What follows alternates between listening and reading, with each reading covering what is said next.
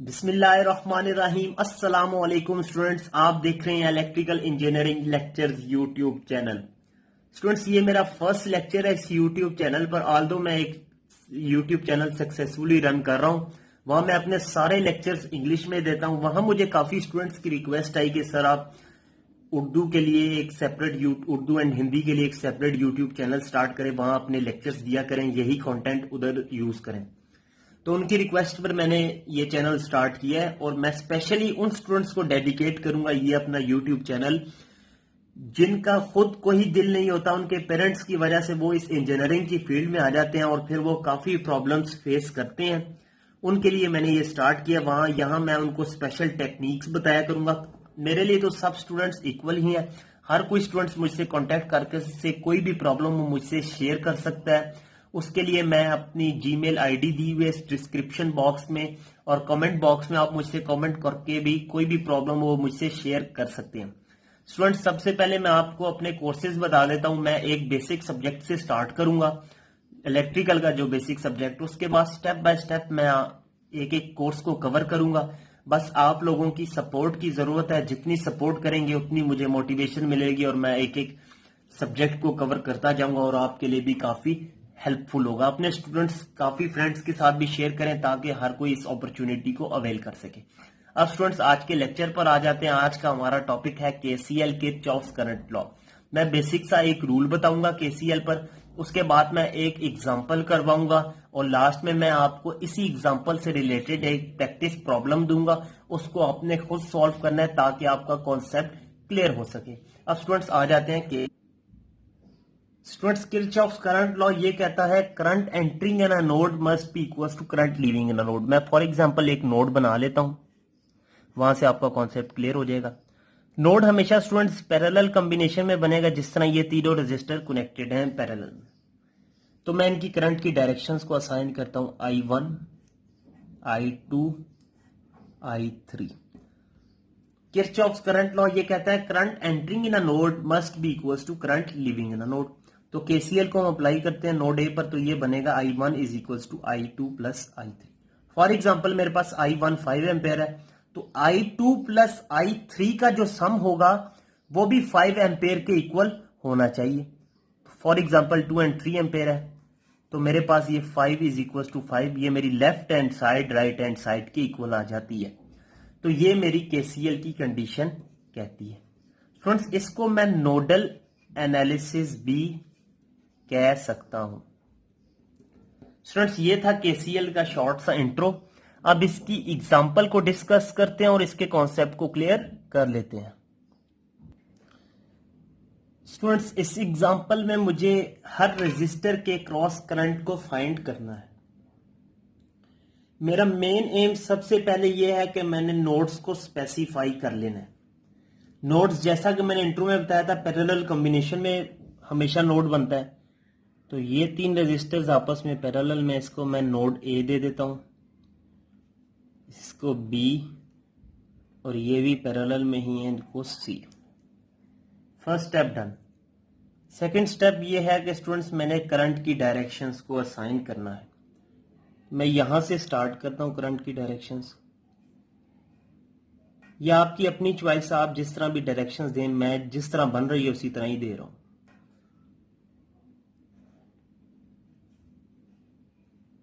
इसकी डायरेक्शन को चेंज नहीं करेंगे, ये वही डायरेक्शन रहेगी। मैं नेम दे देता हूं इसको I1 का, इसको I2, I3, I4, I5 and I6। ये जो करंट है स्टूडेंट्स, ये सारा 2 एम्पेयर ही इसमें से फ्लो कर रहा है, इसको नाम देने की जरूरत है ही नहीं। अब सबसे पहले मैं स्टूडेंट्स केसीएल को अप्लाई करता हूं नोड ए पर। केसीएल हमने ये पढ़ा था, current entering in a node must be equals to current leaving. So apply KCL at node A. तो स्टूडेंट्स, केसीएल अगर अप्लाई करें नोड ए पर, तो एक करंट एंटर हो रहा है जो कि I1 है, और I2 एंड I3 दोनों लीव कर रहे हैं। तो मैं इसको नाम देता हूं I1 is equals to I2 plus I3। I1 क्या है students, 5 minus a divided by 2,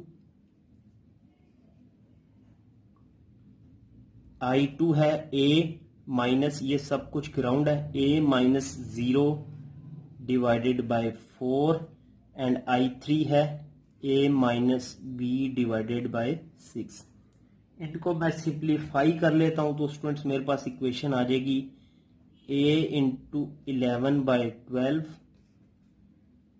plus b into minus 1/6 plus c students यहाँ है ही नहीं। वैसे जब हम कैलकुलेटर में पुट करेंगे तो हमें कंफ्यूजन होती है, तो मैं इसको 0 लिख देता हूं, इज इक्वल टू 2.5। ये मेरी स्टूडेंट्स इक्वेशन नंबर 1 है। सिमिलरली मैं नोड बी पर केसीएल को अप्लाई करता हूं।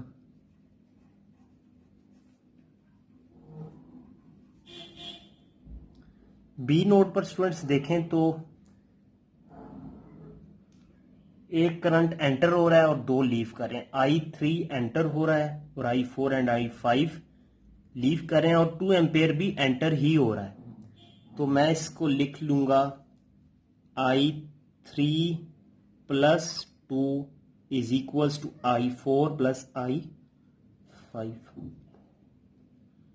I3 स्टूडेंट्स यहां है, I3 को स्टूडेंट्स मैं इसको यहां लिख लेता हूं, इसको मैं यहां I3 plus 2 is equal to I4 plus I5। I3 को स्टूडेंट्स देखें तो वो है a minus B divided by 6 plus 2, I4 है b minus 0 divided by 8 and I5 is b minus c divided by 10। अब स्टूडेंट्स ये ए बी एंड सी जो है ना, ये वोल्टेजेस ही हैं, इनकी हेल्प से ही हम करंट को फाइंड करेंगे, लेकिन हमें ये इस टाइम अननोन है। जब हम इनको फाइंड कर लेंगे तो ये हमारे पास नोन वोल्टेजेस होंगे। अब मैं इनको सिंप्लीफाई करता हूं तो मेरे पास ये इक्वेशन आ जाएगी a into minus 1 divided by 6 plus b into 47 divided by 120 plus c into minus 1 divided by 10 is equals to 2। ये मेरी इक्वेशन नंबर 2 है। आप इसको खुद सिंप्लीफाई करें, अगर कोई प्रॉब्लम आती है सिंप्लीफिकेशन में तो आप मुझसे कमेंट बॉक्स में कमेंट करके पूछ सकते हैं।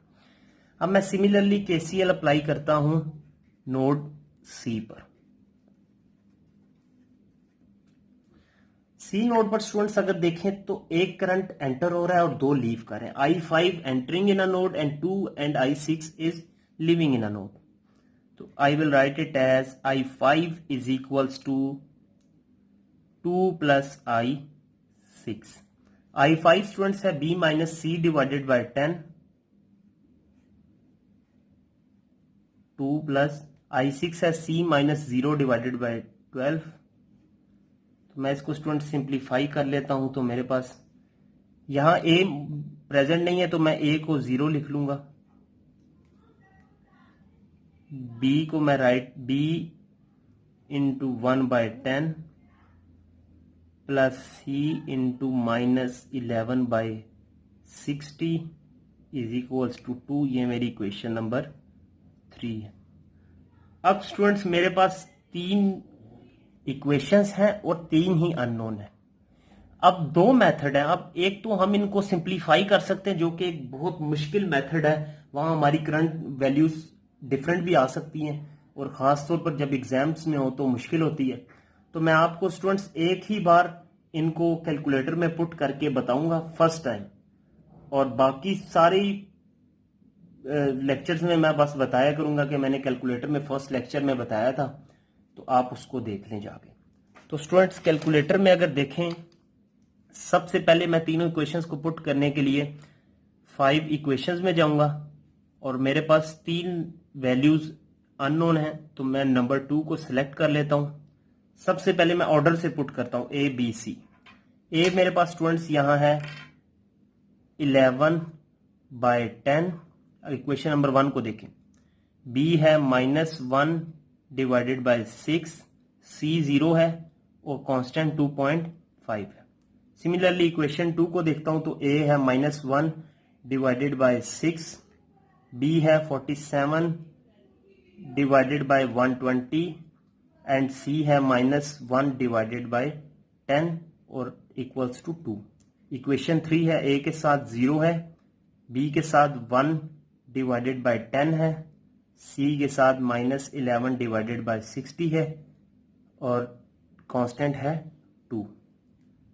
अब मैंने तीनों को जिस ऑर्डर में प्लेस किया उसी ऑर्डर में मेरे आंसर्स आएंगे। ए की वैल्यू मेरे पास students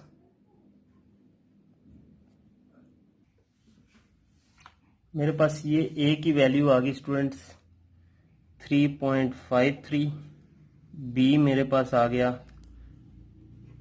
4.44 and C will be equals to -8.48। अब मेरे पास 3 वैल्यूज आ गई हैं। अब मुझे इनकी हेल्प से करंट की वैल्यूज को फाइंड करना है। मैं सबसे पहले I1 मेरे पास स्टूडेंट्स था 5 - a डिवाइडेड बाय 2। I1 को फाइंड कर लेता हूँ 5 - a बाय 2।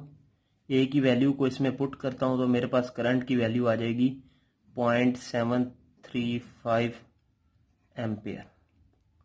सिमिलरली I2 मेरे पास है a डिवाइडेड बाय 4। a की वैल्यू को पुट करता हूं तो मेरे पास 0.8825 एम्पियर आ जाएगा। सिमिलरली इसकी हेल्प से मैं बाकी सब वैल्यूज करंट की फाइंड कर लेता हूं।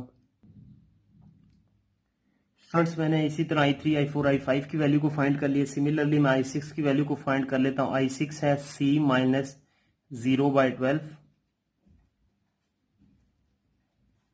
C की वैल्यू -8.48 को मैं पुट करता हूं तो मेरे पास I6 आ जाएगा -0.706 एम्पियर। स्टूडेंट्स ये था मेरा मेन एम, यही था कि फाइंड करने करंट को, हर रेजिस्टर के क्रॉस करंट्स को, वो मैंने फाइंड कर लिए। अब काफी स्टूडेंट्स इस कंफ्यूजन में रहते हैं हाँ कि हमारा आंसर ठीक है या नहीं। तो उसके लिए एक वेरिफिकेशन मेथड है, वो ये है कि ये जो 3 इक्वेशंस है ना, इनमें आप करंट की वैल्यूज को पुट करें। अगर आपकी left hand side right hand side के इक्वल आती है तो आपका आंसर ठीक है, वरना नहीं। मैं एक इक्वेशन को लेके आपको चेक करवा लेता हूं, बाकी को आप खुद सिंप्लीफाई करके चेक कर लें हमारा आंसर ठीक है या नहीं। मैं ये I5 नोड C वाली इक्वेशन को लेता हूं। I5 is equal to 2 + I6। Students I5 है मेरे पास 1.29 इज इक्वल टू 2, I6 है -0.706। इसको मैं सब्ट्रैक्ट करता हूं तो मेरे पास ये स्टूडेंट्स आ जाता है 1.29 ही आता है। तो मेरी left hand side right hand side के इक्वल है, तो इसका मीनिंग ये है कि हमारा आंसर ठीक है। इसी मेथड से आप लोग बाकी इक्वेशंस को भी लेकर चेक कर सकते हैं। स्टूडेंट्स ये थी एग्जांपल KCL की। अब मैं इसी एग्जांपल से रिलेटेड आपको एक प्रैक्टिस प्रॉब्लम देता हूं ताकि आपका कॉन्सेप्ट प्रॉपर तरीके से क्लियर हो सके। स्टूडेंट्स इस प्रैक्टिस प्रॉब्लम में आपने KCL मेथड से हर रेजिस्टर के क्रॉस करंट को फाइंड करना है। मैंने करंट की डायरेक्शंस को भी असाइन कर लिया ताकि आपके लिए इजी हो जाए। एक तो ये जो वोल्ट करंट सोर्स है ये यहाँ 7 एम्पियर ही रहेगी, ठीक है। अब इसी मेथड से आप KCL को अप्लाई करें और इसके आंसर्स को कमेंट बॉक्स में जरूर कमेंट करना ताकि हर कोई अपने आंसर्स को कंपेयर कर सके और हर किसी के लिए हेल्पफुल भी हो सके और मैं आप लोगों को बता भी सकूं कि आपका आंसर ठीक है या नहीं। स्टूडेंट्स ये था आज का लेक्चर। मेरा नेक्स्ट लेक्चर मैश एनालिसिस पर होगा, वो भी 1-2 दिन में इंशाल्लाह अपलोड हो जाएगा। होपफुली आपका कॉन्सेप्ट क्लियर हो गया होगा। अगर कॉन्सेप्ट क्लियर हो गया है तो इस वीडियो को लाइक करें, हमारे चैनल को सब्सक्राइब करें और अपने दोस्तों के साथ भी शेयर करें ताकि हर कोई इस अपॉर्चुनिटी को अवेल कर सके। कोई भी प्रॉब्लम हो आप मुझसे शेयर कर सकते हैं। जीमेल आईडी मैंने दी हुई है डिस्क्रिप्शन में, उससे मुझसे कांटेक्ट कर सकते हैं। कमेंट बॉक्स में कमेंट करके कांटेक्ट कर सकते हैं। अपना बहुत सा ख्याल रखिए। Stay happy and stay blessed.